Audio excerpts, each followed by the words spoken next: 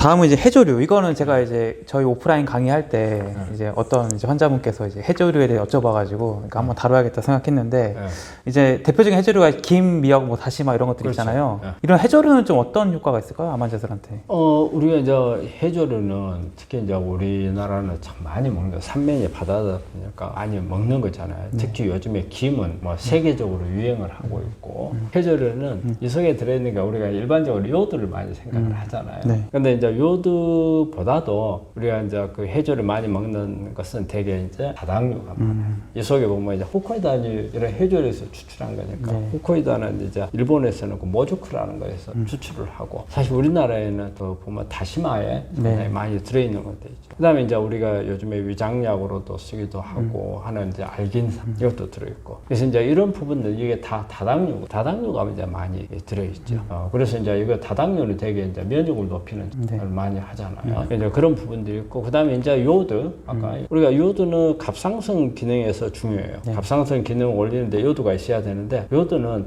너무 많이 먹어도 안 좋아요. 너무 적게 먹어도 안 좋고. 그러니까 그 갑상선 암 중에 보면 요오드가 암의 원인으로 작용을 하거든요.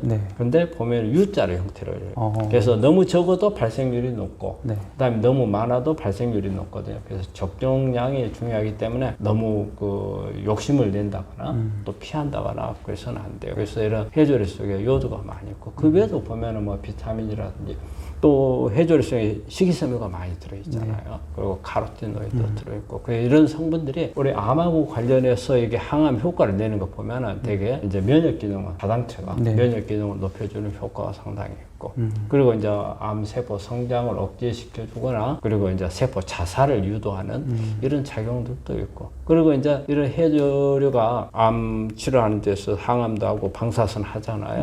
그러면 이런 이제 부작용도 완화시켜주는 효과가 있기 때문에 항암 방사선 할 때는 이런 걸 많이 먹는 게 도움이 되죠. 그러면 해조류에 좀 그 항암 효과를 입증한 논문이나 뭐 실험들도 있을까요? 이게 제가 찾은 논문 중에 하나 보니까 이거 우리나라 거더라고요. 그래서 2009년 12월 달에 나온 건데 유방암에 이런 해조류를 썼을 때 유방암 발생률을 얼마만큼 낮출 수 있는가 그걸 본 건데 지금 여기에서 보면은 역학조사한 거예요.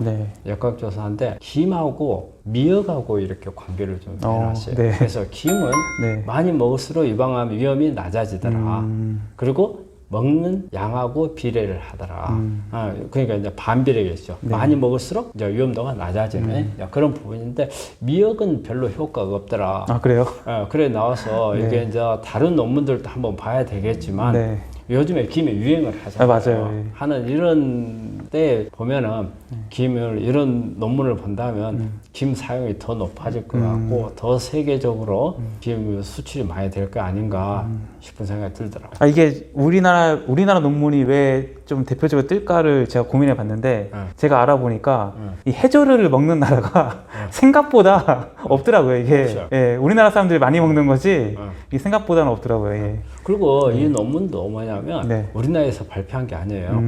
그 영국의 브리티시 저널 뉴트리션지에 올린 거거든요. 그렇기 때문에 상당히 공신력도 있는 그런 논문이에요.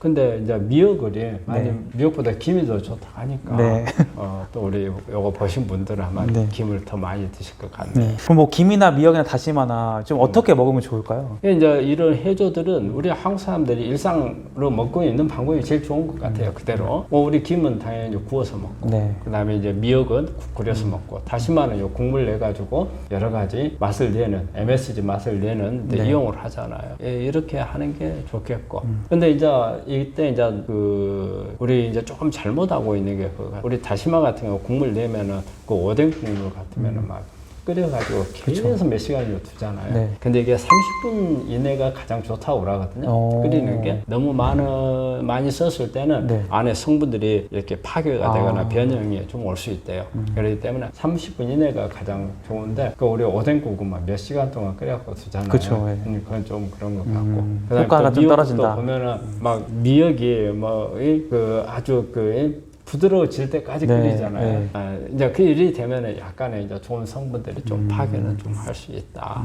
그리고 이제 이렇게 그 해조류도 보면은 우리 이제 십자가 식물들하고 궁합이 좀 잘 맞대요. 네. 그래서 양파라든지 마늘, 뭐 브로콜리 이런 부분들을 같이 해서 먹으면 훨씬 효과가 좋겠고. 그다음에 이제 특히 이제 조심해야 될 게 제가 아까 이야기했잖아요. 요오드 같은 경우가 너무 이제 많아도 안 좋고 적어도 안 좋다고 했잖아요. 네. 그렇기 때문에 이거를 막 과량 먹는 것은 그렇게 또 소화장애도 올 수 있고 그렇기 때문에 피하고 네. 소량씩 여러 차례 한 일주일에 한 2, 3회 정도 이렇게 먹는 게 가장 바람직하다고 네, 그렇게 볼 수 있습니다. 그럼 암 환자가 좀 이런 해조류를 먹을 때 주의사항도 있을까요? 그렇죠. 주의사항에서 제일 1번이 요오드 과잉이잖아요. 우리는 한국 사람들은 너무 많이 먹는 네. 거기 때문에 되게 이제 미국이나 이런 데는 이제 내륙에서는 요오드가 부족해가지고 이제 이런 것 때문에 이제 오는데 우리나라는 과잉 때문에 오는 경우가 훨씬 더 많아서 요오드 과잉에 대한 문제를 좀 조심해야 되겠고 그 다음에 이제 우리가 해조류는 염분이 많잖아요. 그러니까 염분 문제 그리고 요즘에 바다가 오염이 있잖아요. 그래서 이제 이런 중금속 문제라든지 그리고 너무 많이 먹게 되면은 안에 있는 식이섬유 이런 부분들 때문에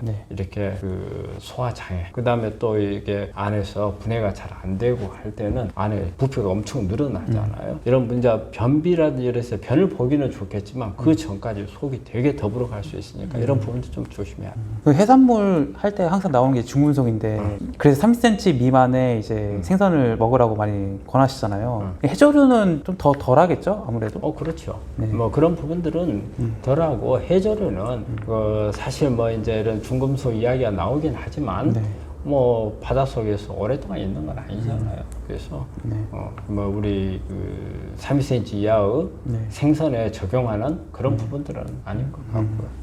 그럼 이제 해조류와 함께 먹으면 좀 항암 효과 극대화되는 식품들은 뭐가 있을까요? 네, 제가 이제 앞에서 잠깐 이야기했지만은 십자가 식물들하고 이게 이제 궁합이 잘 맞으니까 브로콜리라든지 양배추, 뭐 케일, 그다음에 무 이런 부분들 우리 미역국 끓이면 들어갈 수 있는 것도 재료들. 그다음 우리 미역국 끓일 때 어때요? 그 우리 그 된장 같이 그쵸. 먹으면 훨씬 맛있잖아요. 콩 종류.